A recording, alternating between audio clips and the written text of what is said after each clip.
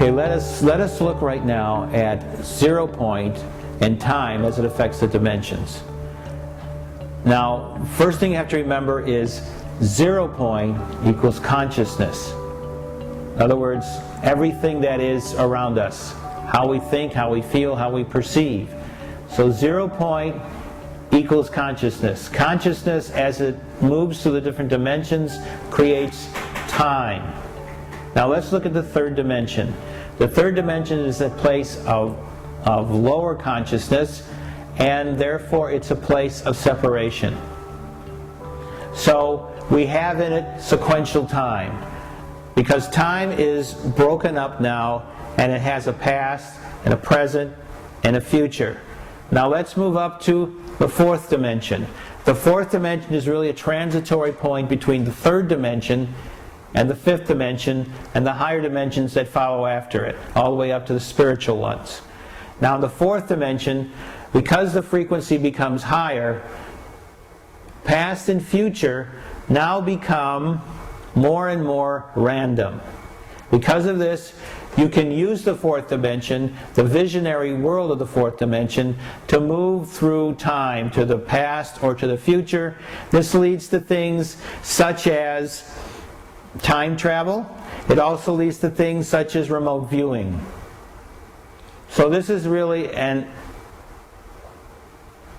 transitory point.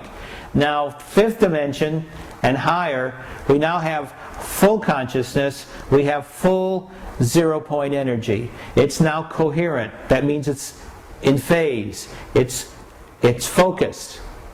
So here we have an eternal now, where past, present, and future have come together. So what are we seeing? As we move downward from the fifth dimension to the third dimension, the same thing happens with the 0 point energy.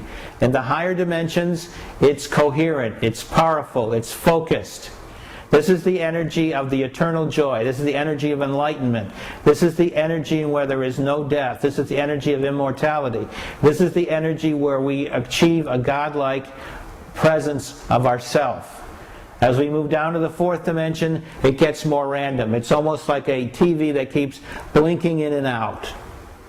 As we get to the third dimension, and of course because of that in the fourth dimension, we have glimpses of past and future. When we get to the third dimension, we now have lost. We've kind of passed through what people on this planet like to call passing through the veil. When you do this, you begin to see a past, a present, and a future. We become mortal. We become capable of death and aging. We begin to see ourselves anxious about the past and the future, because we have concepts of the future, but we don't really understand what it means.